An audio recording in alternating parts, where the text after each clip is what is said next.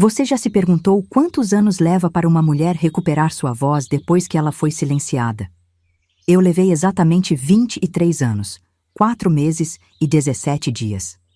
Foi o tempo que permaneci presa num casamento que, aos olhos de todos, parecia uma bênção divina, mas que por trás das cortinas floridas da nossa casa na Vila Nova era meu cárcere particular. Ainda me recordo do vestido branco que minha madrinha costurou às pressas.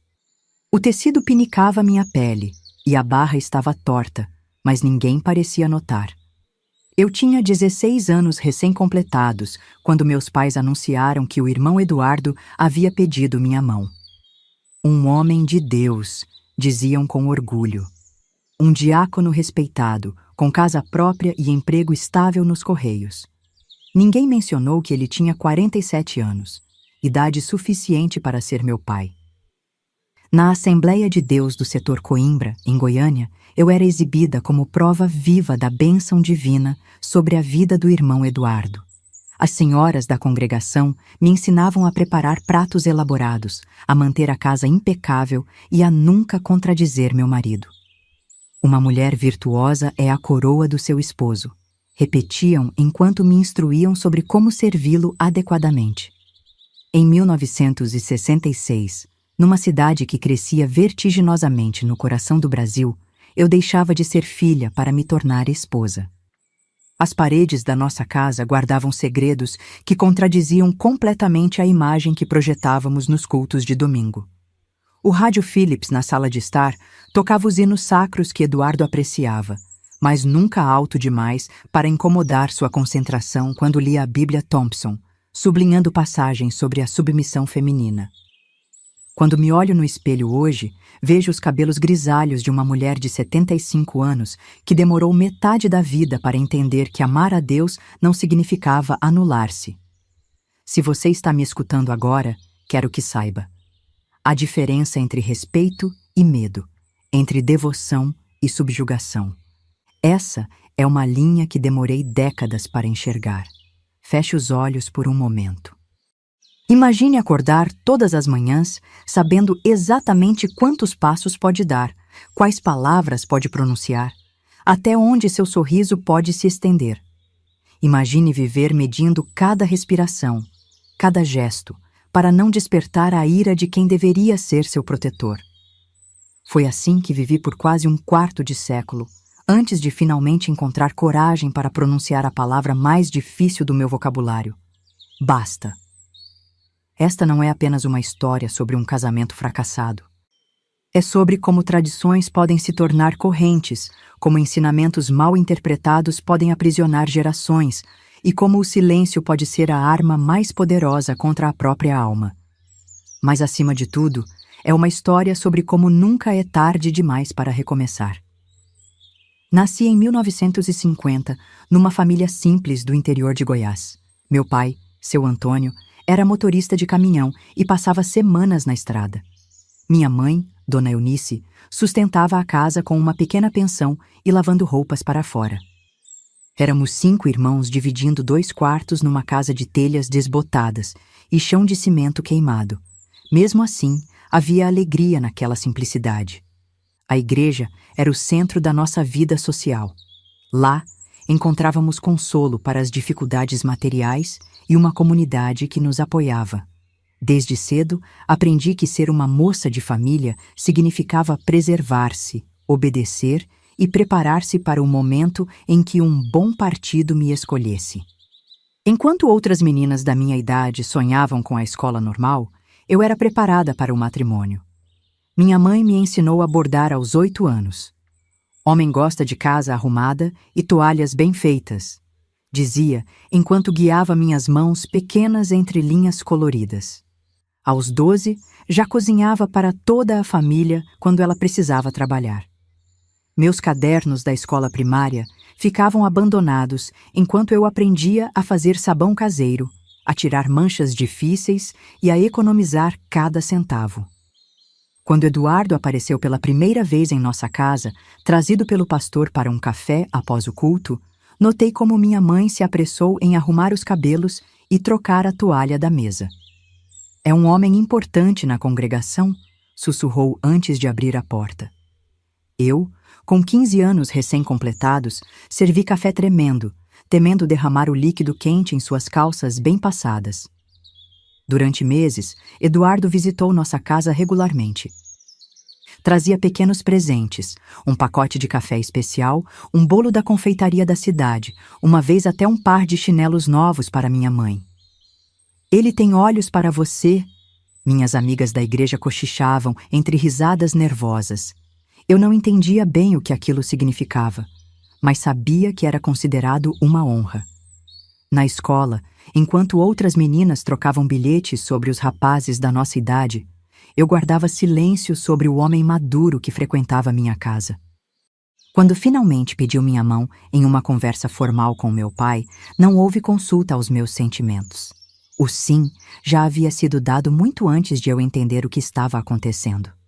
O noivado durou apenas 3 meses, tempo suficiente para minha mãe e minhas tias prepararem um enxoval modesto e para o pastor dar-nos as aulas pré-matrimoniais.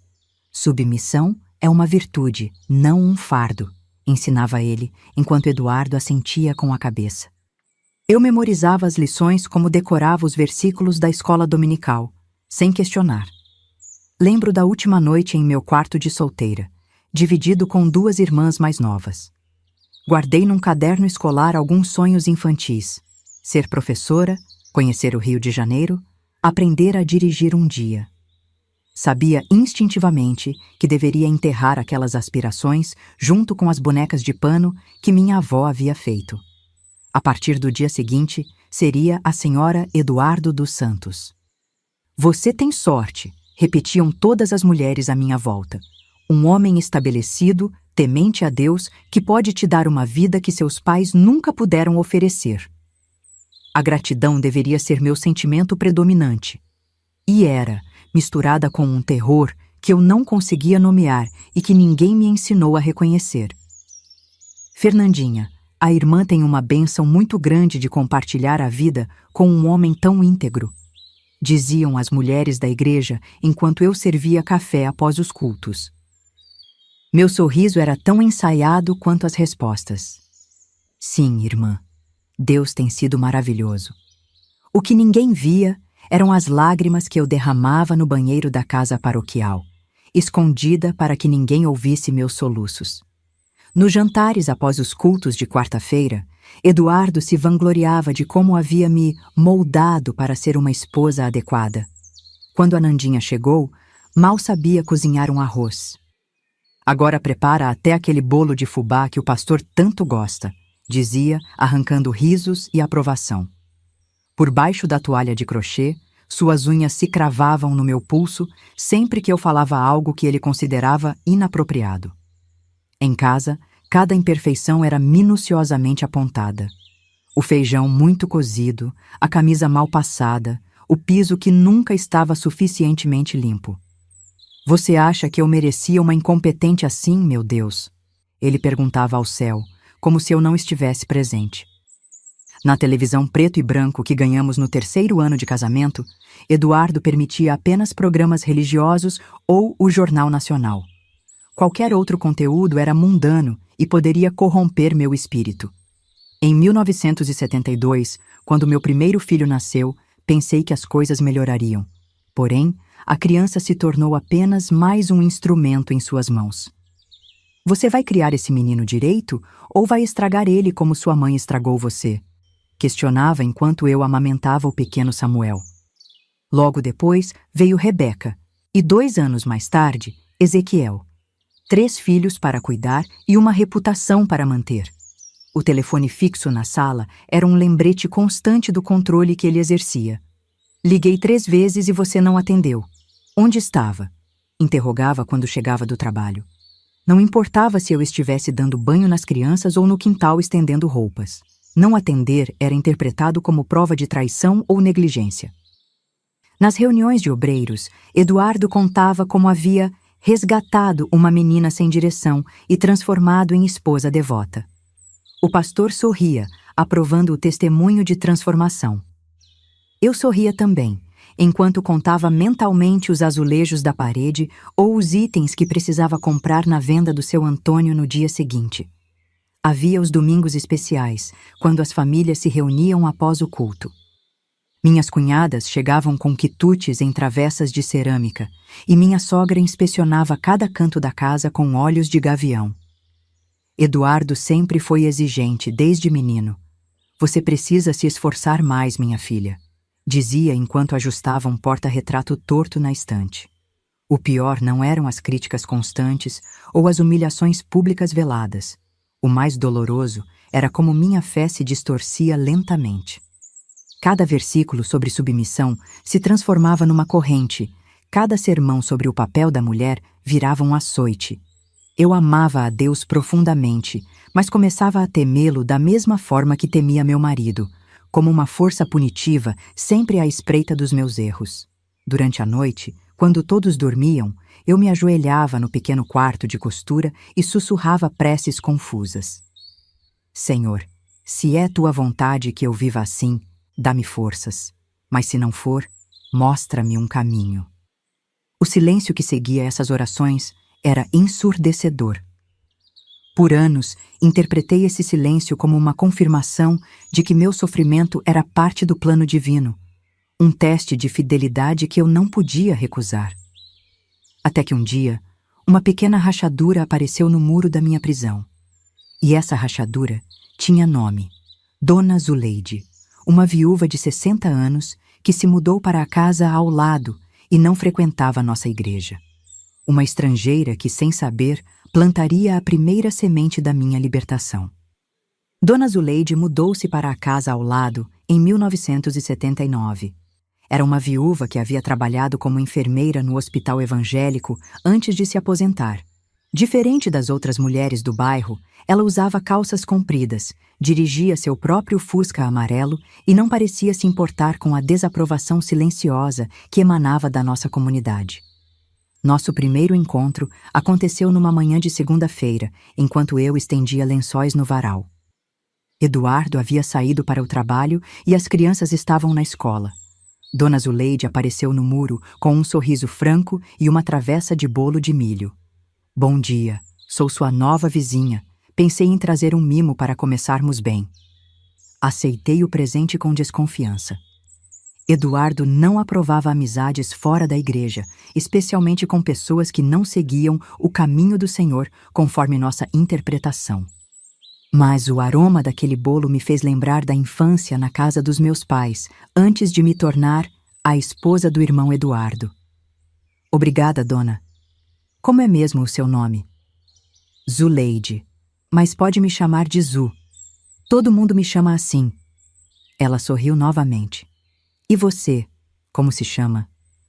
Foi estranho perceber como aquela simples pergunta me pegou desprevenida. Havia anos que era apenas a esposa do irmão Eduardo ou a mãe do Samuelzinho. Quase tive que procurar em algum lugar da memória meu próprio nome. Fernanda, mas todos me chamam de Nandinha. Nandinha é nome de menina, ela respondeu com uma naturalidade desconcertante. Você já é uma mulher, não é? Posso te chamar de Fernanda? Aquele momento, tão simples para qualquer observador externo, foi como uma pequena fissura na parede que me cercava. Fernanda. Não a esposa, não a mãe, não a serva fiel da igreja. Apenas Fernanda. Nossa amizade cresceu em segredo, nos intervalos entre as tarefas domésticas. Dona Zuleide era cristã também, mas de uma forma diferente da que eu conhecia. Ela lia a Bíblia sozinha, sem um pastor para interpretar cada passagem. E suas conclusões muitas vezes me deixavam perturbada e intrigada. Deus criou Eva da costela de Adão, não dos pés para ser pisoteada, nem da cabeça para ser superior, mas do lado para ser igual, perto do coração para ser amada. Ela me disse certa vez, enquanto tomávamos café na cozinha dela. Submissão não significa servidão, Fernanda. Dona Zuleide tinha livros, muitos livros, alguns religiosos, outros não. Quando soube que eu havia interrompido os estudos para casar, começou a me emprestar obras que Eduardo jamais permitiria em nossa casa. Inicialmente, eu os lia escondida no banheiro ou durante a madrugada, com uma lanterna sob os lençóis, como uma adolescente rebelde. Foi ali, entre as páginas de O Segundo Sexo, de Simone de Beauvoir, e os romances de Clarice Lispector, que comecei a questionar não minha fé, mas a interpretação dela que me foi imposta. Entre conversas na cozinha de Dona Zuleide e páginas dogmatizadas como perigosas, percebi que havia outras maneiras de ser uma mulher temente a Deus. Um dia, Eduardo chegou mais cedo do trabalho e me encontrou voltando da casa vizinha. "O que você estava fazendo lá?" perguntou com aquela calma perigosa que eu conhecia tão bem. "Apenas devolvi uma xícara que a senhora Zuleide me emprestou", respondi, sentindo o coração acelerar. "Não quero você frequentando a casa dessa mulher. Ela não é da igreja, vive sozinha como se não precisasse de um homem para guiá-la. Não é exemplo para a esposa de um diácono."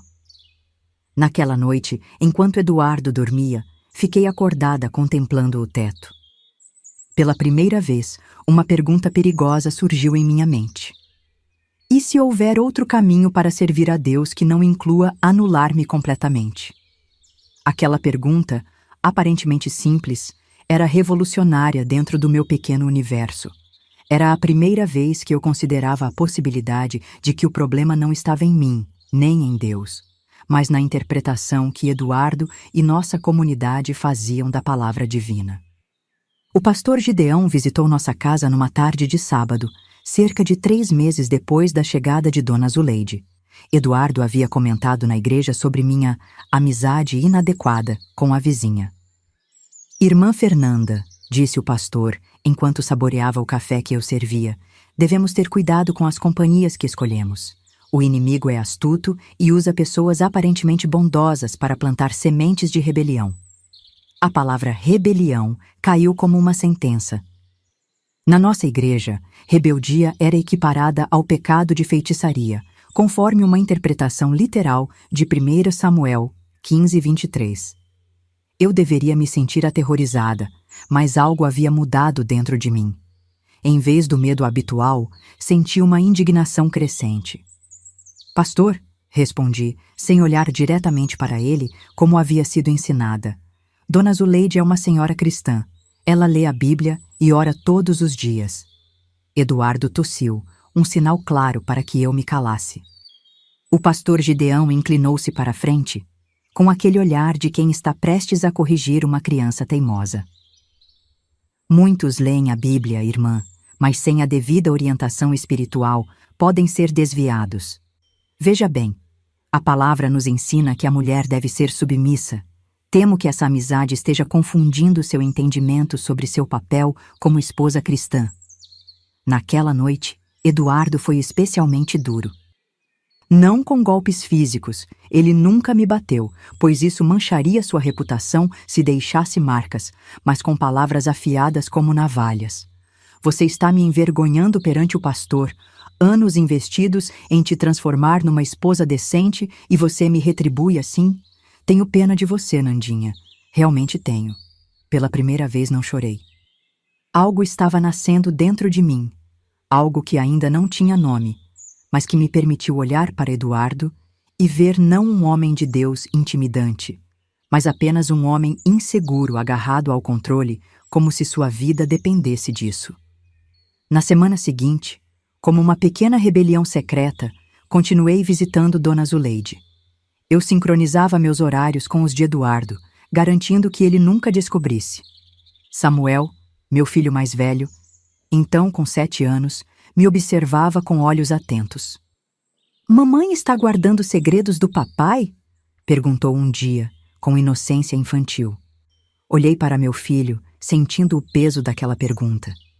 Estava ensinando a ele que mentir era aceitável? Ou estava dando um exemplo de autopreservação? Não tinha essas respostas, então. Algumas coisas são entre mamãe e Deus, meu filho. Mesmo o papai não precisa saber de tudo. Em 1980, Eduardo foi promovido nos Correios e passou a chegar ainda mais tarde. Esse tempo extra se transformou em pequenos momentos de liberdade. Dona Zuleide me emprestou um rádio de pilha e eu comecei a escutar programas educativos enquanto realizava as tarefas domésticas. Foi assim que descobri o movimento feminista que começava a ganhar força no Brasil.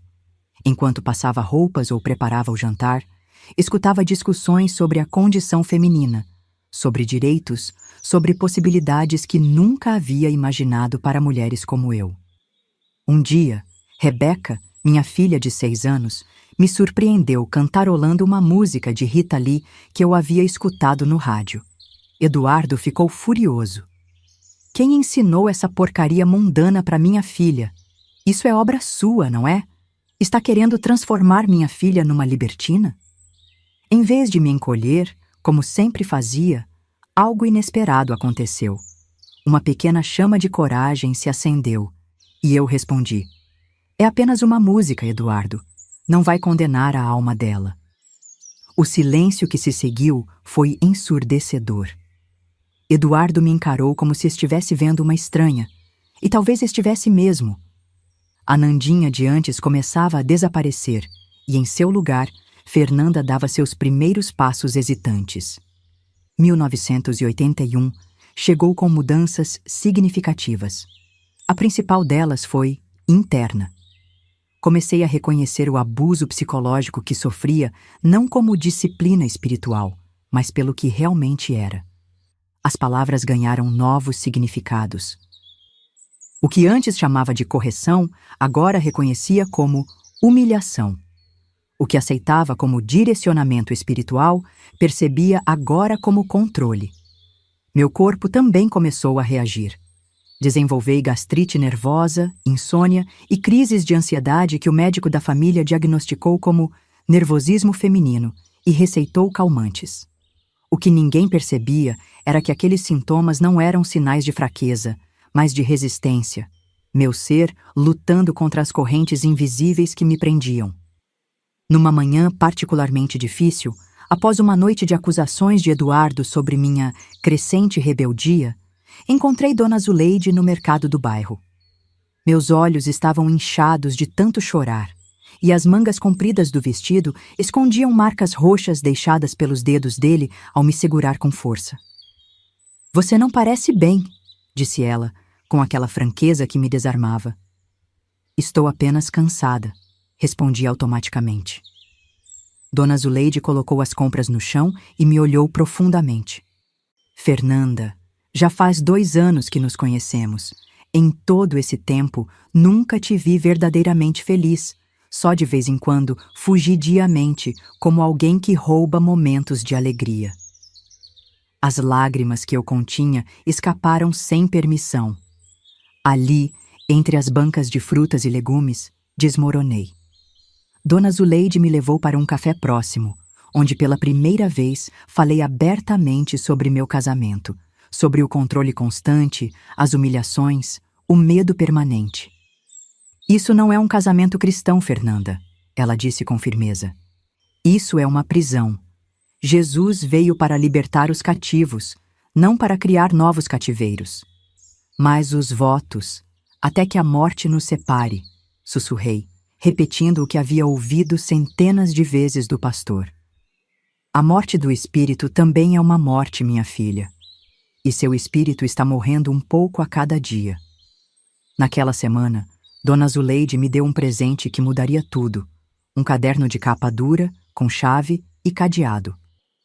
"Escreva", disse ela. "Escreva tudo o que não consegue dizer em voz alta. Liberte sua voz, mesmo que só no papel." O diário se tornou meu confidente e confessionário. Nas páginas amareladas, comecei a reconstruir minha história, não como a esposa submissa do diácono Eduardo, mas como Fernanda, mulher com sonhos, medos e uma voz própria que lutava para se fazer ouvir.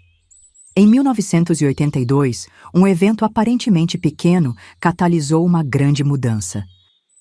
A professora de Samuel, na escola primária, me chamou para conversar sobre o comportamento dele.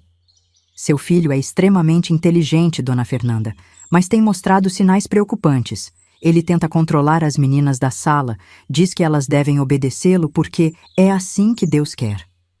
Voltei para casa devastada. Meu filho, de apenas 10 anos, já reproduzia o comportamento do pai. O ciclo continuaria se eu não fizesse algo. Naquela noite, enquanto Eduardo dormia, escrevi no diário: não posso mais fingir que isso é normal. Não posso mais permitir que meus filhos cresçam acreditando que amor é controle, que fé é medo, que uma família se constrói sobre o silêncio forçado. Preciso encontrar coragem para fazer algo, mesmo que ainda não saiba o quê. Pela primeira vez, permiti-me imaginar uma vida diferente. O pensamento era tão assustador quanto libertador. Como seria existir sem a sombra constante de Eduardo? Como seria tomar minhas próprias decisões, falar sem medo, respirar sem contar cada suspiro? Em segredo, comecei a juntar moedas numa lata de achocolatado vazia que escondi no fundo do armário da cozinha. Não era um plano ainda, apenas uma afirmação silenciosa de que um dia, talvez, eu teria escolhas. Foi também nesse período que comecei a questionar mais abertamente certas interpretações bíblicas nas reuniões de mulheres da igreja. Quando a esposa do pastor ensinava sobre Provérbios 31, o modelo da mulher virtuosa, ousei perguntar: mas a mulher de Provérbios 31 não era também uma comerciante que tomava decisões financeiras e administrava propriedades? Não parece que ela tinha bastante autonomia? O silêncio constrangido que se seguiu foi interrompido por uma risada nervosa da irmã Matilde. Nossa Nandinha está ficando muito sabida. O Eduardo precisa apertar esses estudos bíblicos em casa. Senti os olhares das outras mulheres, alguns de reprovação, outros de curiosidade e, surpreendentemente, alguns de admiração silenciosa. Percebi então que talvez não fosse a única a questionar, apenas a única a verbalizar essas questões. A transformação que ocorria dentro de mim era invisível para a maioria, mas algumas rachaduras começavam a aparecer na fachada cuidadosamente mantida. Eu estava mudando, e logo essa mudança não poderia mais ser contida apenas nas páginas do meu diário secreto. 1983 chegou com um Brasil em transformação. O regime militar dava sinais de enfraquecimento, movimentos sociais ganhavam as ruas, e enquanto o país ansiava por democracia, eu começava minha própria caminhada pela liberdade. Foi naquele ano que tomei a primeira decisão concreta para mudar minha vida. Voltei a estudar.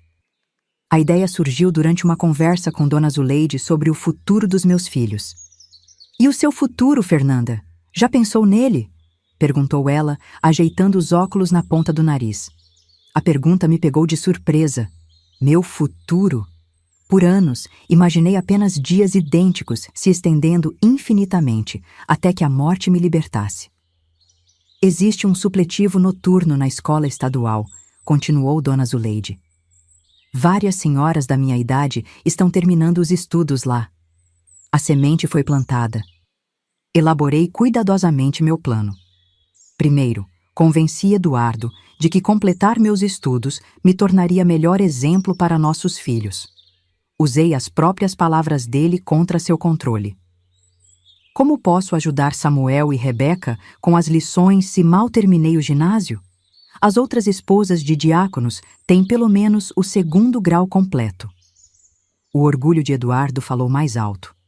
Não queria ser visto como o marido que mantinha sua esposa na ignorância. Permitiu que eu me matriculasse, desde que não negligenciasse nenhum de meus deveres domésticos. Meu primeiro dia de aula foi uma mistura de terror e excitação. Aos 33 anos, sentei-me numa sala com outras mulheres, algumas mais velhas, outras da minha idade, todas com histórias semelhantes de interrupções e sonhos adiados. A professora Helena, uma senhora de cabelos grisalhos e olhar firme, nos recebeu com palavras que guardei como um tesouro. Nunca é tarde para retomar o controle da própria história. Para minha surpresa, descobri que ainda era capaz de aprender. Minha mente, que eu temia estar embotada por anos de submissão, absorvia conhecimentos com uma avidez que me surpreendeu. Redescobri o prazer da leitura, da escrita, do pensamento independente. Eduardo observava minha transformação com desconfiança crescente. Quando me via debruçada sobre livros de história ou matemática, fazia comentários mordazes. Isso tudo para quê? Acha que vai trabalhar fora? Nenhuma esposa minha vai se expor por aí. Eu engolia as respostas que fervilhavam dentro de mim e continuava estudando. Cada lição completada era uma pequena vitória, cada novo conhecimento adquirido, um tijolo na construção da minha independência mental. Foi na escola que conheci Marlene, uma colega de turma que trabalhava como costureira. Quando mencionei que sabia bordar e fazer crochê, habilidades que Eduardo valorizava apenas como marcas de uma esposa prendada, ela viu algo que eu nunca tinha considerado, uma oportunidade econômica. Fernanda, esses bordados são trabalho de profissional. Você poderia vender essas peças facilmente. A possibilidade de ganhar meu próprio dinheiro era revolucionária. Com a ajuda de Marlene, comecei a produzir pequenas peças de crochê e bordado que ela vendia em sua loja improvisada na feira de artesanato de domingo. O dinheiro, ainda que pouco, ia direto para minha lata de achocolatado, que começava a ficar pesada com moedas e algumas notas. Eduardo não notou essa atividade por quase 6 meses. Para ele, meu crochê era apenas mais uma das tarefas femininas apropriadas. Quando finalmente percebeu que eu estava vendendo minhas criações, veio a tempestade. Está me fazendo de tolo? Vendendo coisas pelas minhas costas como se fôssemos necessitados? O que as pessoas da igreja vão pensar quando souberem que a esposa do diácono Eduardo está mercadejando como uma vendedora qualquer? Pela primeira vez, não recuei. É apenas artesanato, Eduardo. Muitas senhoras da igreja vendem seus trabalhos no bazar anual. Mas você não é muitas senhoras. Você é minha esposa. Aquela discussão terminou como tantas outras, com Eduardo impondo sua vontade e eu aparentemente cedendo. No entanto, algo havia mudado fundamentalmente. Eu havia defendido meu ponto de vista, mesmo que brevemente. E, em segredo, continuei vendendo meu artesanato, agora com ainda mais determinação. À medida que 1984 se aproximava, minha vida havia se transformado numa elaborada operação clandestina. Estudos que Eduardo tolerava, mas desprezava. Um pequeno negócio que ele havia proibido, mas que eu mantinha às escondidas. E um diário que se tornava cada vez mais cheio de planos para um futuro que eu começava a acreditar ser possível. O ano de 1984 marcou minha vida de maneiras que jamais poderia prever. Enquanto o Brasil fervilhava com o movimento das diretas já, minha revolução pessoal enfrentava seus próprios obstáculos. Em março daquele ano, Eduardo descobriu minha desobediência continuada, como ele chamou. Uma cliente satisfeita com uma toalha de mesa bordada que comprei, me ligou em casa para encomendar outra peça. Eduardo atendeu. A confrontação que se seguiu foi uma das piores de nosso casamento. Ele rasgou várias peças que eu havia produzido, jogou meus materiais no lixo e, pela primeira vez, ameaçou algo que nunca havia mencionado antes. Se continuar me desafiando, vou te internar. Tenho amigos médicos que concordarão que você está ficando desequilibrada. Uma depressão nervosa, talvez. Algumas semanas de tratamento longe dos filhos talvez te tragam de volta à razão. O medo me paralisou. Naquela época, não era incomum que maridos problemáticas em clínicas psiquiátricas com diagnósticos duvidosos. Eu conhecia pelo menos 2 mulheres da igreja que haviam passado por isso, retornando meses depois, dóceis e medicadas. Por semanas, voltei ao antigo padrão de submissão total. Abandonei temporariamente os estudos, alegando problemas de saúde. Parei de visitar Dona Zuleide. Tornei-me novamente a esposa perfeita que Eduardo exigia. O pastor Gideão veio nos visitar durante esse período e elogiou minha renovada dedicação ao lar. Durante o estudo bíblico familiar, escolheu propositalmente a passagem de Efésios sobre a submissão das mulheres. Eduardo sorria, vitorioso, enquanto eu mantinha os olhos baixos. Mas algo havia sido quebrado de forma irreparável dentro de mim. A aparente submissão era apenas uma estratégia de sobrevivência enquanto eu recalculava minha rota. Foi meu filho Samuel, então com 12 anos, quem me trouxe de volta à realidade numa tarde em que me encontrou chorando na lavanderia, escondida entre os lençóis pendurados. Mãe, Você não parece mais você. Aquelas palavras simples de uma criança me atingiram como um raio. Que exemplo estava dando aos meus filhos? Que tipo de homem Samuel se tornaria vendo seu pai tratar sua mãe daquela forma?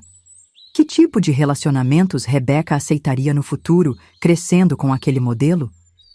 Nas semanas seguintes, recuperei meu diário, que havia escondido dentro de uma Bíblia oca que Dona Zuleide me dera, e comecei a planejar com mais cuidado. Percebi que havia cometido erros táticos. Eduardo era poderoso demais em nosso pequeno universo para ser desafiado frontalmente.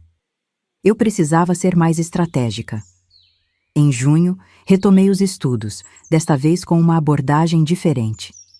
Em vez de defender meu direito à educação, apresentei-a como uma forma de me tornar uma esposa melhor, mais capaz de educar os filhos em casa para protegê-los das influências mundanas. O pastor Gideão comentou que as escolas públicas estão ensinando essa tal de educação sexual, disse a Eduardo com falsa preocupação. Se eu completar meus estudos, talvez possamos educar nossos filhos em casa no futuro. A ideia agradou seu senso de controle e isolacionismo. Ele não apenas consentiu, mas chegou a me comprar alguns livros didáticos. Quanto ao artesanato, encontrei uma solução ainda mais engenhosa. Propus ao grupo de mulheres da igreja um projeto de caridade. Faríamos trabalhos manuais para vender no bazar anual, com os lucros revertidos para as missões. Eduardo não poderia se opor a uma iniciativa tão piedosa, e eu poderia continuar desenvolvendo minhas habilidades e fazendo contatos. O que ele não sabia era que Marlene, minha amiga do supletivo, continuava vendendo algumas das minhas peças em um esquema à parte, e o dinheiro ia diretamente para meu fundo secreto. Em outubro, tive uma séria recaída. O cansaço das múltiplas jornadas, dona de casa perfeita, estudante aplicada, artesã secreta e mãe presente, cobrou seu preço. Adoeci com uma pneumonia forte que me deixou acamada por semanas. Durante esse período de fragilidade física, as dúvidas voltaram. Talvez Eduardo estivesse certo. Talvez meu lugar fosse mesmo ali, na segurança das 4 paredes da nossa casa. Talvez eu estivesse sendo ingrata ao questionar o homem que me sustentava e que, afinal, nunca havia me agredido fisicamente como tantos outros maridos faziam com suas esposas. Foi Ezequiel, meu caçula de apenas 10 anos, quem inadvertidamente me ajudou a sair daquele estado de dúvida. Uma noite, entrou no meu quarto com um desenho que havia feito na escola. Uma mulher de braços abertos sob um céu colorido. É você, mãe. Não a você que fica triste e com medo quando o pai está bravo. A você de verdade, que conta histórias e ri quando ele não está em casa. Suas palavras foram como um espelho onde finalmente pude ver com clareza o quanto havia me perdido e o quanto meus filhos percebiam essa dualidade. A eu de verdade estava lutando para existir, e eles sabiam disso. Em dezembro, quando me recuperei totalmente, prometi a mim mesma: 1985 seria diferente. Eu não fracassaria novamente. 1985 chegou como um sopro de esperança. José Sarney assumiu a presidência em março, encerrando oficialmente o regime militar, e o Brasil respirava os primeiros ares democráticos em décadas. Eu completava 35 anos com uma clareza que nunca havia experimentado antes. O primeiro passo concreto foi terminar o 2º grau. O diretor da escola noturna me chamou para uma conversa no final do semestre anterior. Dona Fernanda, seus professores estão impressionados com seu desempenho. A senhora tem potencial para muito mais do que um diploma básico. Para minha surpresa, ele me entregou um folheto da Universidade Federal de Goiás, com informações sobre o vestibular e bolsas especiais para alunos de baixa renda. Faculdade? Isso é impossível, murmurei, devolvendo o folheto. Impossível é uma palavra muito forte, respondeu ele com um sorriso gentil. Difícil, talvez. Desafiador, certamente. Mas impossível? Não para alguém com sua determinação. Guardei aquele folheto como um talismã secreto, escondido junto com meu diário. Não era um plano imediato. Eduardo jamais permitiria, mas tornou-se um símbolo tangível de possibilidades futuras. Paralelamente, intensifiquei meu trabalho com o artesanato. O projeto beneficente na igreja foi um sucesso inesperado. Mulheres de outras congregações começaram a solicitar nossas peças e logo me vi coordenando um pequeno grupo de artesãs. A ironia não me escapava.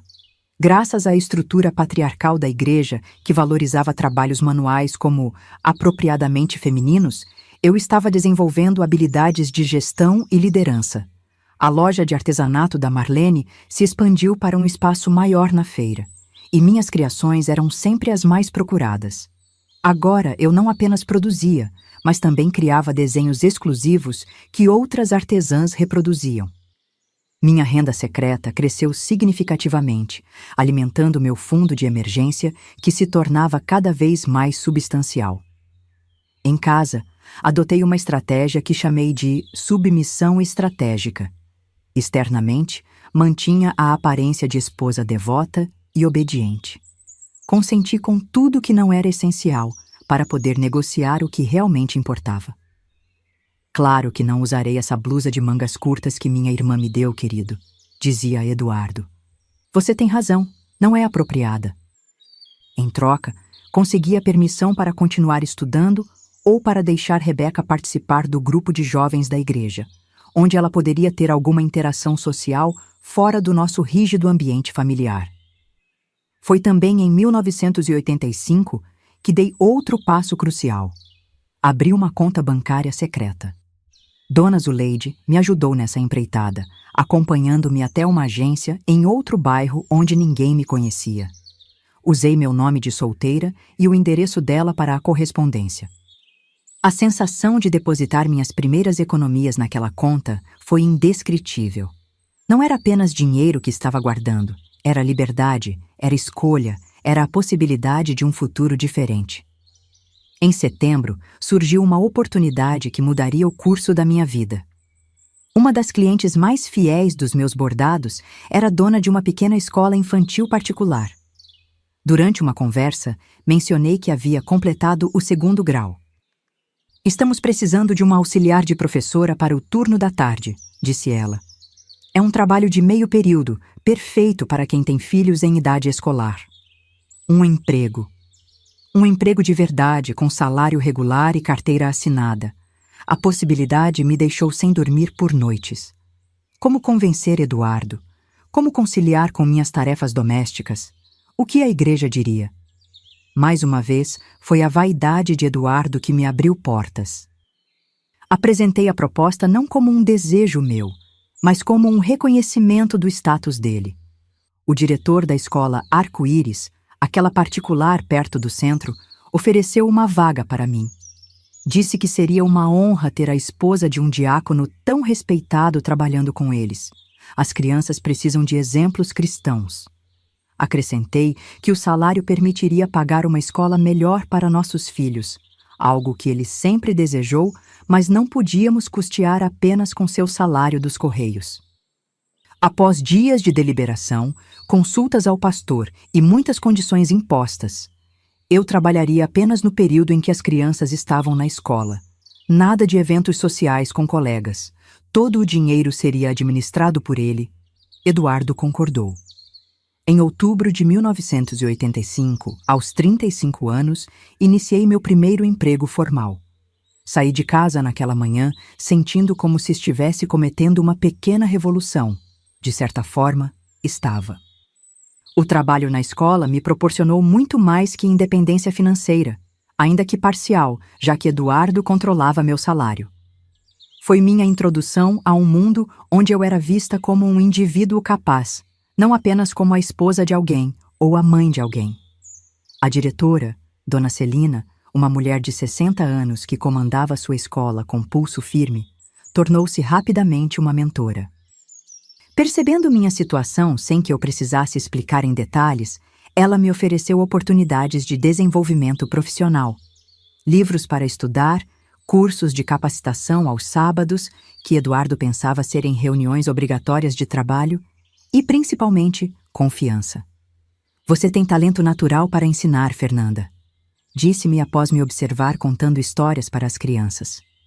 Não desperdice isso. Nos últimos meses de 1985, meu mundo havia se expandido consideravelmente. Tinha um trabalho, uma pequena renda independente, algumas economias secretas e, o mais importante, uma rede de apoio crescente de mulheres que, cada uma à sua maneira, me ajudavam a construir os alicerces para minha eventual libertação.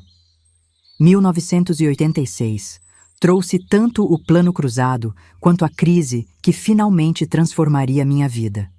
Enquanto o Brasil tentava domar a inflação congelando preços, eu me preparava, ainda sem saber, para o congelamento definitivo do meu casamento. Meu trabalho na escola prosperava. Em menos de 6 meses, fui promovida de auxiliar para professora assistente. Dona Celina insistia que eu poderia ir além. Você deveria fazer o magistério, Fernanda. Com sua experiência prática e um diploma, poderia assumir sua própria turma e dobrar seu salário. A ideia era tentadora, mas parecia um passo grande demais. Eduardo já demonstrava crescente desconforto com minha autonomia. Mesmo entregando meu salário a ele, o simples fato de conviver diariamente com outras mulheres independentes estava me transformando de maneiras que ele não podia controlar. Você está diferente, acusava com frequência. Essa escola está botando ideias na sua cabeça. Estava certo. O ambiente de trabalho me expunha a mulheres divorciadas, solteiras por opção, viúvas independentes, todas vivendo vidas dignas sem a proteção de um homem. A comparação com minha própria situação tornava-se cada vez mais dolorosa.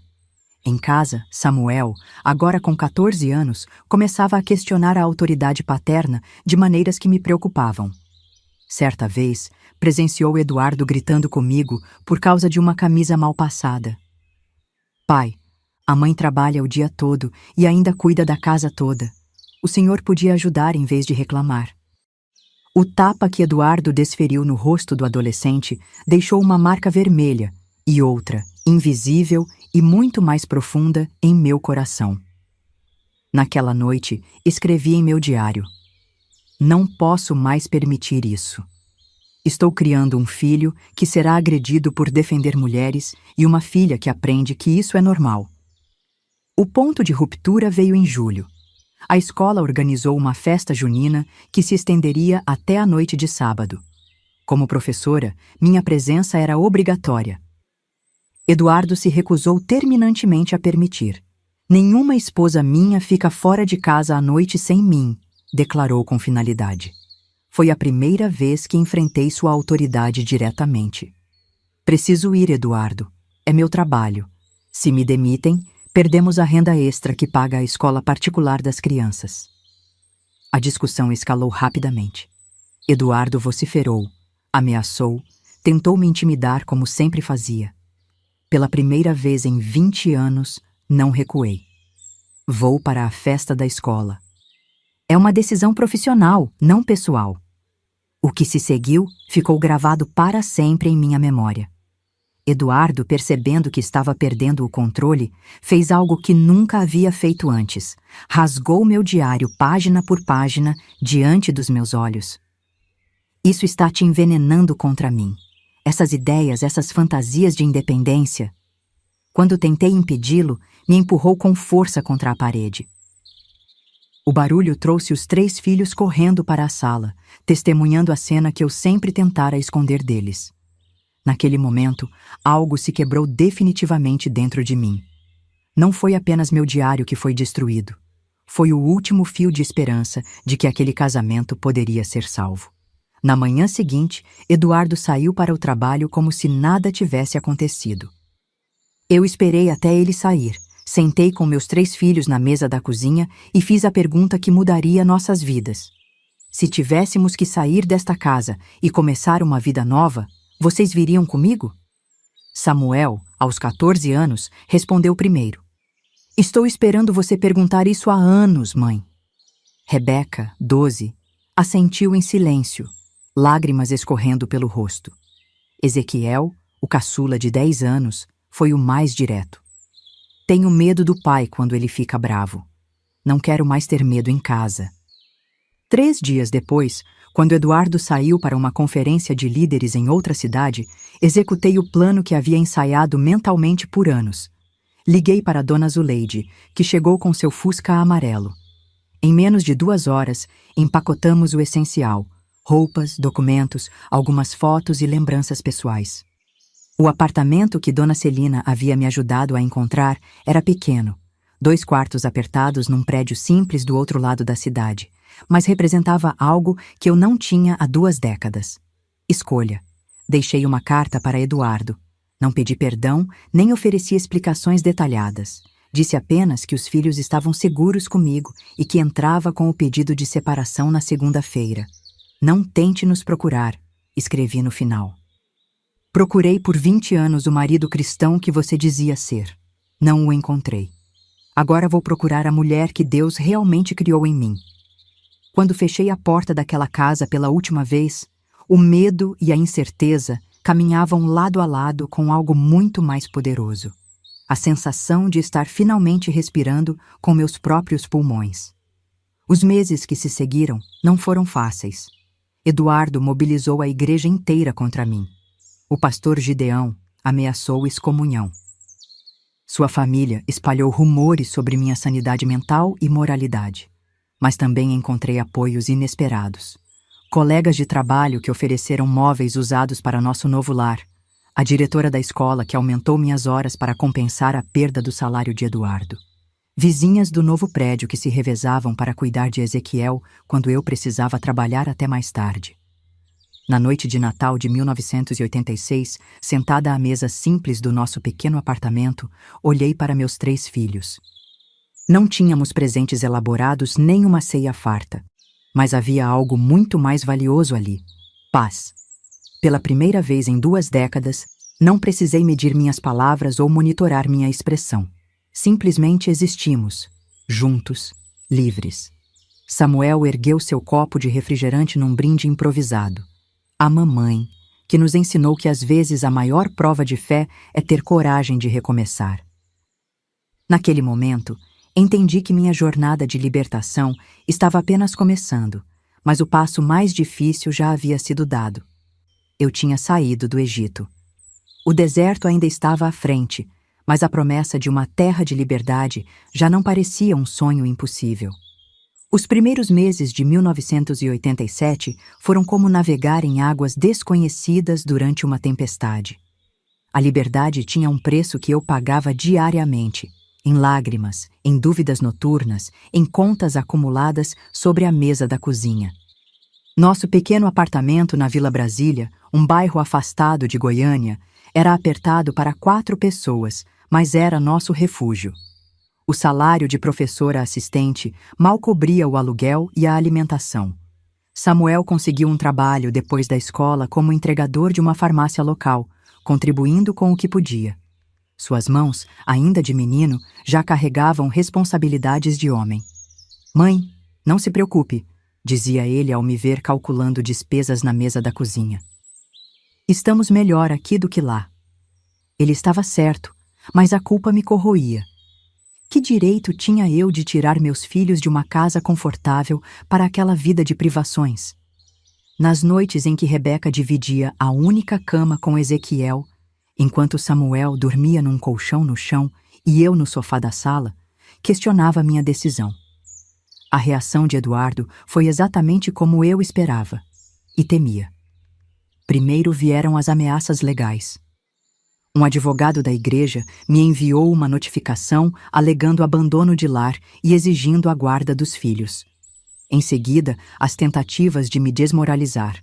Rumores na congregação de que eu havia me envolvido com outro homem, que estava tendo um colapso mental, que havia sido contaminada por ideologias feministas.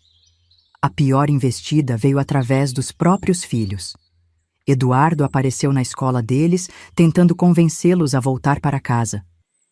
Ofereceu a Samuel um videogame importado, luxo inacessível em nossa nova realidade. Para Rebeca, prometeu um quarto redecorado e roupas novas. A Ezequiel, o mais vulnerável, jurou que havia mudado, que seria um pai melhor. Voltei para casa certa tarde e encontrei meu caçula arrumando uma pequena mochila. "Papai vai me buscar amanhã." disse com voz trêmula. Só por uns dias, para visitar. Sentei-me ao lado dele na cama e perguntei suavemente: é isso que você realmente quer, filho? Seus olhos se encheram de lágrimas. Ele disse que você não nos ama de verdade, que se amasse, não teria nos tirado da nossa casa, que agora somos pobres por sua culpa. Aquelas palavras me atingiram como pedras. Eduardo sabia exatamente onde me ferir, através do amor pelos meus filhos e da minha insegurança financeira. Ezequiel, falei, segurando suas mãozinhas entre as minhas. Você se lembra como era nossa casa antes? Bonita por fora, mas cheia de medo por dentro? Aqui somos mais pobres em coisas, mas mais ricos em paz. Você pode escolher voltar para lá, mas saiba que tem escolha. Eu nunca tive. Naquela noite, fizemos um conselho de família. Samuel, Rebeca e Ezequiel se reuniram comigo na sala minúscula. Coloquei na mesa nossa realidade financeira sem disfarces, as dificuldades que enfrentávamos, as contas atrasadas, as limitações. Se alguém de vocês quiser voltar a morar com o pai, eu vou entender, disse com o coração partido, mas determinada a não repetir o ciclo de controle que havia vivido. Vocês têm direito de escolher. Samuel foi o primeiro a falar, com uma maturidade que me surpreendeu. O pai está fazendo a mesma coisa que sempre fez, usando dinheiro e presentes para controlar as pessoas. Não vou voltar. Rebeca concordou silenciosamente. Ezequiel hesitou, depois disse em voz baixa: tenho saudade do meu videogame, mas tenho mais medo de ouvir gritos de novo. Uma semana depois, Eduardo lançou seu golpe definitivo. Apareceu no meu trabalho, acompanhado do pastor Gideão e de 2 outros diáconos da igreja. Estavam ali para uma intervenção espiritual. Fernanda, disse o pastor diante das professoras e funcionárias atônitas, viemos em nome do Senhor para resgatá-la dessa possessão demoníaca que a levou a abandonar seu lar e seus votos sagrados. Dona Celina, a diretora, interveio imediatamente. Os senhores estão perturbando o ambiente escolar.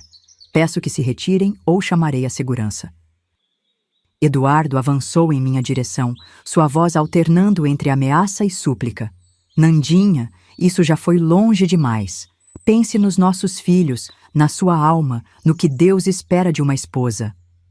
Foi naquele momento, diante de olhares curiosos de colegas e alunos, sob o peso das escrituras, que por tantos anos haviam sido usadas como correntes, que encontrei uma voz que não sabia que possuía.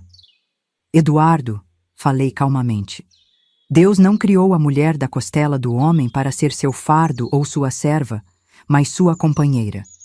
O que você quer não é uma esposa, é uma posse, e eu não pertenço mais a você. O silêncio que se seguiu foi ensurdecedor. Pastor Gideão murmurou algo sobre ovelhas desgarradas. Os diáconos me olharam como se eu tivesse blasfemado. Eduardo ficou vermelho, depois pálido, depois saiu da escola batendo a porta, gritando que eu me arrependeria. Naquela noite, ajoelhada ao lado da cama improvisada, perguntei a Deus se ele realmente me condenaria por buscar dignidade e por proteger meus filhos. O silêncio que se seguiu não foi opressivo como antes, mas sereno, como se finalmente estivéssemos, eu e Deus, conversando diretamente, sem intermediários. A audiência de conciliação foi marcada para 14 de maio de 1987, uma quinta-feira nublada que ameaçava temporal. O Fórum de Goiânia, um prédio cinzento e imponente, me parecia uma montanha intransponível enquanto eu subia suas escadas, usando o único conjunto social que possuía, uma saia azul marinho e um blazer emprestado de Dona Celina. Eduardo estava lá, impecável em seu terno cinza, a Bíblia Thompson firmemente segura em suas mãos como uma arma. Ao seu lado, o advogado da igreja e, surpreendentemente, pastor Gideão. Do meu lado, apenas minha advogada, uma jovem recém-formada indicada pela Associação de Mulheres da qual Dona Zuleide participava. Não se intimide, sussurrou ela ao perceber meu tremor. Eles contam com isso. A sala de audiências era menor do que eu imaginava. mas cada centímetro parecia carregado de julgamento.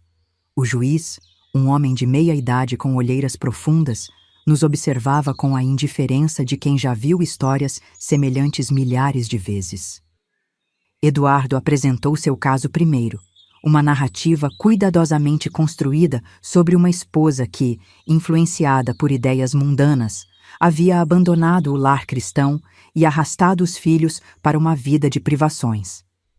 O advogado enfatizou sua estabilidade financeira, sua posição respeitável na comunidade e seu direito paterno de educar os filhos segundo princípios morais adequados. Quando chegou minha vez, a garganta secou. 20 anos de silêncio imposto pesavam sobre mim. O juiz me olhou com impaciência. Senhora, qual sua justificativa para a separação e por que acredita merecer a guarda dos filhos? Respirei fundo, recordando as palavras de Samuel na véspera. Fala a verdade, mãe. Só a verdade. Senhor juiz, por 20 anos vivi num casamento que parecia perfeito aos olhos da comunidade, mas que se sustentava no medo e na anulação da minha pessoa. Não sofri agressões físicas que deixassem marcas visíveis, mas cada dia era uma pequena morte da minha identidade. O advogado de Eduardo interrompeu. Meritíssimo, estamos diante de alegações vagas e emocionais, sem qualquer evidência concreta. O juiz me olhou. Senhora, tem provas do que alega? Naquele momento, a mão trêmula de minha advogada me estendeu uma pasta. Dentro dela estavam páginas do meu diário que Eduardo pensava ter destruído completamente, fragmentos que eu havia colado pacientemente e guardado com Dona Zuleide. Também havia cartas de Samuel e Rebeca descrevendo o ambiente opressivo em casa e um relatório da escola sobre a mudança positiva no comportamento de Ezequiel desde nossa saída. Tenho evidências, sim. Mas, acima de tudo, tenho 3 filhos que escolheram livremente ficar comigo, mesmo sabendo que teriam mais conforto material com o pai. O momento decisivo veio quando o juiz perguntou se Eduardo estaria disposto a participar de um acordo de visitação e pensão que respeitasse a decisão dos filhos. Não há negociação possível, respondeu ele com firmeza. Ou minha família volta integralmente para o lar sob minha autoridade, ou não reconheço mais essas crianças como filhos que honram o pai, conforme manda a Escritura. O rosto do juiz se fechou visivelmente. Mesmo naquela época, quando o patriarcado ainda era forte na estrutura judicial, a inflexibilidade de Eduardo soou como o que realmente era: controle, não amor. Quando deixamos o tribunal naquele dia, a guarda provisória estava em minhas mãos. Eduardo se recusou a olhar para mim, mas suas últimas palavras ecoaram pelo corredor. Você vai se arrepender, Nandinha. Sem mim, você não é nada e nunca será. Na escadaria do fórum, sob a chuva fina que começava a cair, encontrei meus filhos esperando ansiosamente o resultado. Havíamos combinado que eles não entrariam na audiência para serem poupados daquele embate. E então, mãe? Perguntou Samuel, segurando as mãos dos irmãos mais novos. Estamos livres, respondi, as lágrimas se misturando à chuva. Realmente livres. Eduardo cumpriu sua ameaça final. Cortou completamente relações com os filhos. Recusou-se a pagar pensão, obrigando-me a entrar com ação de alimentos que se arrastaria por anos. Proibiu sua família extensa de manter contato conosco. Na igreja, nossos nomes foram removidos do rol de membros em cerimônia pública de disciplina. Para minha surpresa, aquele ostracismo que deveria nos destruir acabou nos libertando ainda mais. Sem a pressão constante de Eduardo tentando nos reconquistar, pudemos finalmente respirar. E sem o julgamento contínuo da congregação, encontrei espaço para reconstruir minha própria espiritualidade, uma relação com Deus baseada no amor, não no medo. 2 semanas após a audiência, recebi um envelope anônimo na caixa de correio. Dentro havia uma pequena quantia em dinheiro e um versículo escrito à mão. Conhecereis a verdade, e a verdade vos libertará. Nunca descobri quem enviou, talvez alguém da igreja que não podia me apoiar publicamente. mas guardei aquele papel como um lembrete de que mesmo nas estruturas mais rígidas, existem sementes de compaixão esperando para germinar. O ano de 1988 marcou tanto a promulgação da Constituição Cidadã quanto minha própria declaração pessoal de independência. No início daquele ano decisivo, tomei a iniciativa que havia adiado por tanto tempo. Me matriculei no curso de Pedagogia da Universidade Federal de Goiás.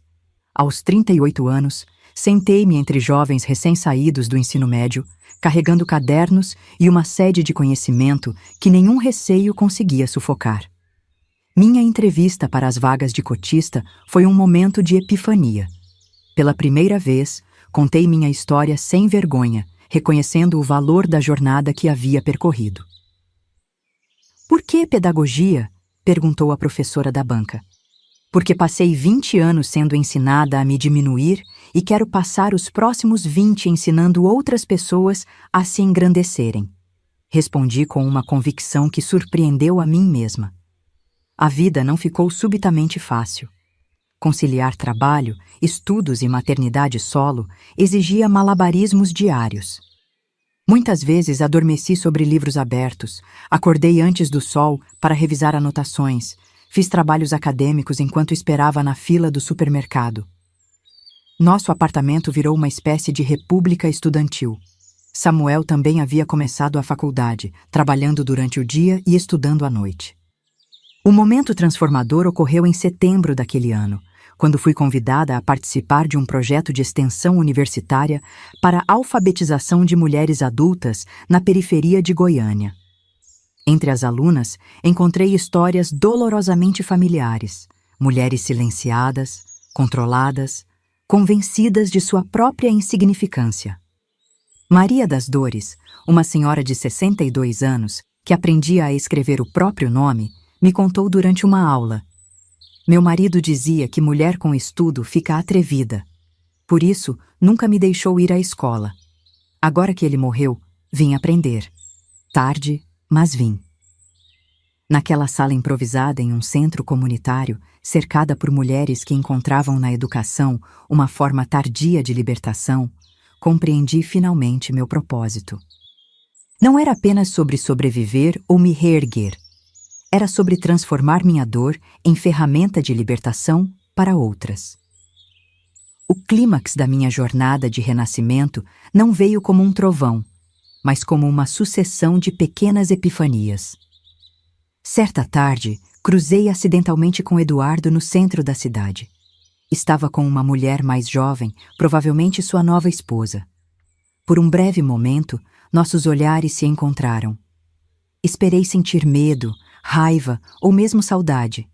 Em vez disso, senti nada. Nem ódio, nem amor. Ele havia se tornado apenas uma pessoa do meu passado, sem poder sobre meu presente. Naquela noite, ao chegar em casa, encontrei meus 3 filhos na sala, rindo enquanto preparavam uma pequena festa surpresa pelo meu aniversário. Uma faixa improvisada dizia: "Parabéns, professora Fernanda." Era assim que me chamavam agora, não mais mãe da Rebeca ou ex-mulher do irmão Eduardo, mas professora Fernanda. Um título conquistado com suor e determinação, uma identidade escolhida, não imposta. Samuel, então com 16 anos, me entregou um pequeno embrulho. Dentro havia um diário novo, com capa de couro simples. Na primeira página, ele havia escrito: "Para que você continue escrevendo sua própria história." Sentei-me entre meus filhos, olhando para aquele caderno que simbolizava tudo que eu havia percorrido. Do silenciamento à voz própria, do medo à coragem, da sobrevivência à verdadeira vida. As lágrimas que derramei não eram de dor, mas de uma gratidão profunda pelo caminho percorrido. Rebeca, minha sensível filha de 14 anos, apoiou a cabeça em meu ombro. "Mãe, você acha que Deus ficou bravo com a gente por ter saído da igreja?" A pergunta tocou no núcleo de uma transformação espiritual que havia ocorrido silenciosamente em mim. "Filha", respondi com a certeza que só as jornadas difíceis podem trazer. Acho que nunca estive tão perto de Deus quanto no dia em que tive coragem de dizer não ao que me diminuía em seu nome. A fé verdadeira nos liberta, nunca nos aprisiona.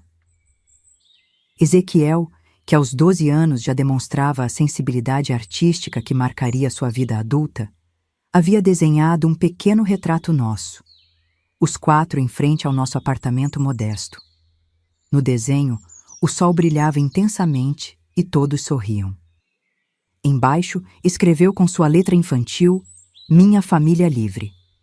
Aquela noite simples, com um bolo modesto e presentes feitos à mão, marcou o verdadeiro ponto de virada. Não era mais uma mulher em fuga, tentando sobreviver. Era uma mulher construindo, tijolo por tijolo, uma vida autêntica. No final daquela celebração, quando todos já dormiam, abri o novo diário e escrevi minhas primeiras palavras, como uma mulher finalmente livre. Por 23 anos, fui uma ave engaiolada que cantava as músicas que me ensinaram a cantar. Hoje, tenho asas feridas, mas completamente minhas. E meu canto, ainda que imperfeito, é finalmente meu. Hoje, em 2025, quando olho para minhas mãos marcadas pelo tempo, vejo mais que as rugas da idade. Vejo o mapa de uma jornada que nunca imaginei ser capaz de percorrer. Aos 75 anos, sentada na varanda da casa simples que finalmente pude comprar após me aposentar como professora universitária, tenho o privilégio de contemplar o arco completo de uma vida que, por tanto tempo, parecia não me pertencer.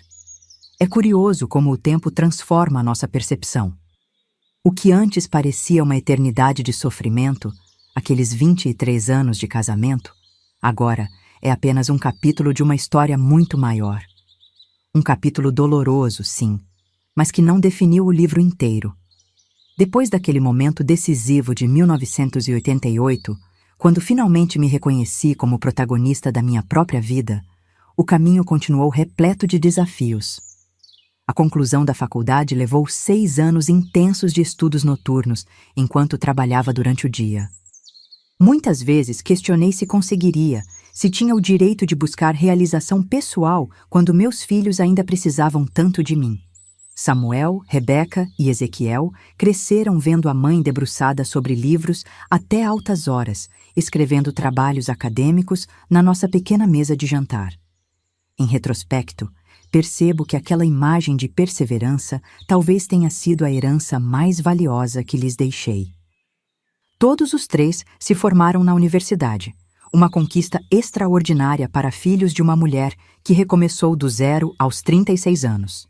Mãe, você não percebe?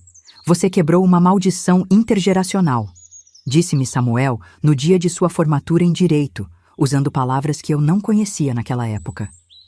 Houve os anos difíceis após minha graduação, quando trabalhei em 3 escolas diferentes para sustentar a casa.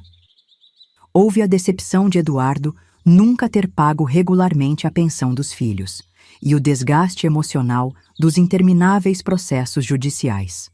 Houve as noites em que o dinheiro não chegava ao fim do mês e eu preparava sopas criativas que disfarçavam a escassez com muito tempero e histórias à mesa. Mas houve também momentos de pura alegria que jamais teria experimentado em minha antiga vida. A liberdade de decidir cortar os cabelos curtos aos 42 anos, depois de uma vida seguindo regras sobre como uma mulher decente deveria se apresentar. O prazer de assistir a um filme no cinema sem precisar de permissão ou temer o julgamento. A satisfação profunda de ver meu nome impresso na minha dissertação de mestrado aos 49 anos. Fernanda Almeida e Silva, não mais Senhora Eduardo dos Santos. Em 1995, recebi um telefonema que mudaria novamente o curso da minha história. A diretora de uma faculdade particular de Goiânia me convidou para lecionar no curso de pedagogia. Queremos professores com experiência prática, não apenas teórica, explicou ela. Sua trajetória de alfabetização de mulheres adultas na periferia nos impressionou. Quando entrei naquela sala de aula pela primeira vez, não como aluna, mas como professora universitária, senti um círculo se fechando. Ali estavam jovens mulheres e alguns homens, ansiosos para aprender, com vidas inteiras pela frente. Quantas daquelas moças estavam em relacionamentos opressores? Quantas acreditavam que seu valor vinha apenas de sua capacidade de servir e se anular?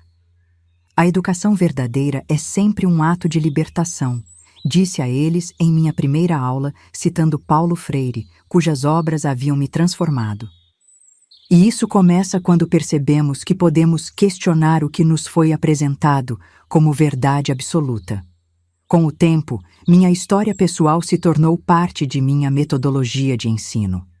Não como uma exposição de feridas antigas, mas como evidência viva de que transformação é possível, de que narrativas podem ser reescritas, de que não há prazo de validade para o renascimento.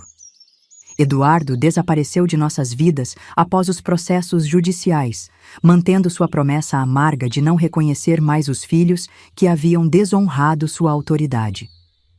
Por anos, isso foi uma ferida aberta para as crianças, especialmente para Ezequiel, o mais novo. Mas com o tempo, até essa ausência foi ressignificada. Ele nos ensinou o que não fazer, refletiu Rebeca em um dia dos pais, quando seus próprios filhos questionaram sobre o avô que nunca conheceram. E às vezes, essa também é uma lição valiosa. Em 2005, aos 55 anos, defendi meu doutorado em educação, minha tese, Silenciamentos e Emancipação, Trajetórias Educacionais de Mulheres Adultas. Foi baseada em anos de trabalho com mulheres em situação de vulnerabilidade.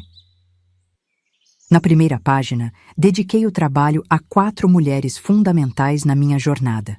Minha mãe, Dona Zuleide, Dona Celina e Maria das Dores, minha primeira aluna na alfabetização de adultos, que aos 70 anos havia escrito seu primeiro poema. Na plateia, durante minha defesa, estavam meus 3 filhos, já adultos, e minha primeira neta, Luísa, então com apenas 2 anos. Quando a banca me conferiu o título de doutora, Ezequiel, meu sensível caçula que se tornara um respeitado artista plástico, ergueu a pequena Luísa no colo para que ela aplaudisse. Para que ela saiba que esse também pode ser seu futuro, explicou depois. Ao longo dos anos, recebi muitos convites para escrever sobre minha história pessoal, para transformá-la em livro ou documentário. Sempre recusei. Não por vergonha ou por temer represálias. Eduardo faleceu em 2010, sem nunca ter tentado uma reconciliação com os filhos, mas porque compreendi que meu propósito não era me tornar um símbolo ou uma celebridade de superação. Minha missão era mais sutil e, acredito, mais profunda. Viver plenamente cada dia da liberdade que conquistei com tanto custo. Mostrar pelo exemplo, não pelas palavras, que existe vida além do abuso, que há força na vulnerabilidade honesta, que fé verdadeira empodera em vez de subjugar. Se hoje aceito compartilhar minha história, é porque finalmente entendi que ela não pertence apenas a mim. Pertence a cada mulher que se reconhece nas minhas palavras, a cada pessoa presa em relacionamentos que diminuem sua humanidade, a cada filho e filha que normaliza o abuso por não conhecer outro modelo. Como disse a minha turma de formandos em pedagogia, em meu último ano antes da aposentadoria, nossa maior responsabilidade como educadores não é transmitir conteúdos, mas possibilitar que cada ser humano reconheça sua própria luz interior, aquela que ninguém tem o direito de apagar. Se você me perguntasse, há 40 anos, se eu poderia imaginar a vida que tenho hoje, eu riria da impossibilidade. A Nandinha, de 1966, tremendo em seu vestido de noiva improvisado, não conseguiria conceber um mundo onde ela seria doutora Fernanda, onde teria opiniões respeitadas, onde determinaria os rumos de sua própria existência. Talvez o maior aprendizado dessa jornada tenha sido compreender que libertação não é um evento, mas um processo contínuo. Mesmo após deixar Eduardo fisicamente, continuei carregando sua voz crítica em minha mente por muitos anos. Continuei pedindo permissão silenciosa para ocupar espaços, para expressar opiniões, para simplesmente existir. A verdadeira libertação veio aos poucos, em pequenas revoluções diárias. A primeira vez que entrei sozinha em um restaurante sem me sentir culpada. A decisão de pintar uma parede de vermelho porque eu, e ninguém mais, achava bonito. A coragem de discordar educadamente de um professor no mestrado, sabendo que minha perspectiva tinha valor. Libertação também significou redescobrir minha espiritualidade em meus próprios termos. Por anos após deixar a igreja, mantive uma relação complicada com a fé. A Bíblia, que havia sido usada como instrumento de opressão, permaneceu fechada em uma gaveta por quase uma década. Foi minha neta Luísa, com a inocência característica das crianças, quem reabriu essa porta. Aos 7 anos, encontrou minha velha Bíblia enquanto brincava de explorar o apartamento. Vovó, você nunca lê esse livro? Tem tantos papéis coloridos marcando páginas. Aqueles papéis coloridos eram minhas anotações secretas, feitas durante anos de silêncio. Passagens que me davam força, interpretações alternativas que contradiziam o que me era imposto, perguntas que não podia fazer em voz alta. Sentei-me com Luísa e abri aquele livro novamente. Percebi que não precisava rejeitá-lo inteiramente. Podia reclamar suas verdades mais profundas, separando-as das distorções que haviam sido usadas para me aprisionar. Este livro, expliquei a ela, fala principalmente sobre amor e libertação. Algumas pessoas esquecem isso e usam apenas as partes que lhes dão poder sobre outros. Hoje, tenho uma relação pacificada com minha espiritualidade. Não frequento nenhuma igreja formal, mas encontro o divino na comunhão sincera, no serviço ao próximo, na contemplação da natureza. Descobri que Deus é muito maior que as caixas institucionais onde tentamos confiná-lo, e que seu amor transcende as interpretações mesquinhas que fazemos em seu nome. Se há uma mensagem que gostaria de deixar, especialmente para as mulheres que possam se reconhecer em minha história, é esta: sua voz importa, sua história importa. Suas intuições e desconfortos não são tentações ou fraquezas femininas, são sua sabedoria interior sinalizando que algo está errado. O abuso mais devastador não é necessariamente o que deixa marcas visíveis. É aquele que ocorre no espírito, que convence a vítima de que ela merece ou precisa do abuso, que distorce sua percepção até que a prisão pareça segurança e o carcereiro pareça protetor. Para aquelas que estão presas em relacionamentos opressivos, disfarçados de tradição, valores familiares ou vontade divina, quero dizer, há vida além desses muros, uma vida plena, digna e alinhada com o verdadeiro propósito de sua criação. Pode parecer impossível agora, mas cada pequeno ato de autodeterminação, mesmo que seja apenas questionar em silêncio, é um passo rumo à liberdade. Os desafios que enfrentei ao recomeçar aos 36 anos foram reais e dolorosos. A insegurança financeira, a culpa materna, o medo do desconhecido, o julgamento social, nada disso deve ser romantizado. Mas do outro lado dessas dificuldades, encontrei algo precioso demais para ser quantificado. Encontrei a mim mesma. Hoje, aos 75 anos, vivo uma vida simples, mas profundamente satisfatória. Meus 3 filhos seguiram caminhos distintos. Samuel se tornou advogado especializado em direito familiar, frequentemente defendendo mulheres em situação de vulnerabilidade. Rebeca é psicóloga, trabalhando com traumas e recuperação emocional. Ezequiel canaliza sua sensibilidade em arte que explora temas de transformação e renascimento. Tenho 5 netos que cresceram ouvindo fragmentos cuidadosamente selecionados da história da avó. Não para alimentar ressentimentos, mas para entenderem seu próprio legado de resiliência. Na minha sala, há uma pintura que Ezequiel criou para meu aniversário de 70 anos. Uma gaiola aberta com um pássaro voando ao longe, pequeno, mas livre. 2 vezes por semana, ainda dou aulas voluntárias de alfabetização na mesma comunidade da periferia onde comecei nos anos 80. As alunas são mais jovens agora, muitas são imigrantes, algumas fugiram de relacionamentos abusivos. Quando me perguntam como aprendi tanto, respondo com uma verdade simples. Aprendi vivendo, aprendi errando. Aprendi levantando todas as vezes que caí.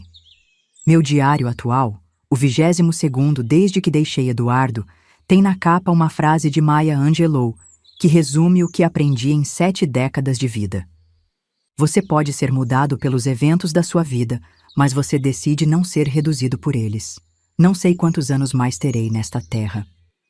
O que sei é que cada manhã que acordo, cada decisão que tomo livremente, cada palavra que escrevo sem medo é uma pequena vitória contra um sistema que tentou me convencer que eu não tinha direito à minha própria história. Se você está me ouvindo hoje e se alguma parte da minha jornada ressoa com sua própria experiência, quero que saiba, você não está sozinha. Sua inquietação tem fundamento. Seu desejo por dignidade é legítimo. Sua vida é sua para ser vivida. E não importa quantos anos você passou em silêncio, nunca, jamais, é tarde demais para encontrar sua voz. A minha encontrei aos 36 anos, quando sussurrei pela primeira vez. Basta. Fortaleci aos 45, quando defendi minha primeira tese acadêmica. Consolidei aos 60, quando me tornei a professora que sempre sonhei ser. E hoje, aos 75, esta voz permanece clara, firme e, acima de tudo, inteiramente minha. Porque no final, é isso que significa ser verdadeiramente livre. Não apenas estar sem correntes, mas saber com clareza cristalina quem você é, o que defende e qual música seu coração foi criado para cantar. Essa é minha história. Não perfeita, não heróica, mas autêntica. Uma história de descoberta tardia, mas profunda, da verdade que nos foi prometida há muito tempo. Conhecereis a verdade, e a verdade vos libertará.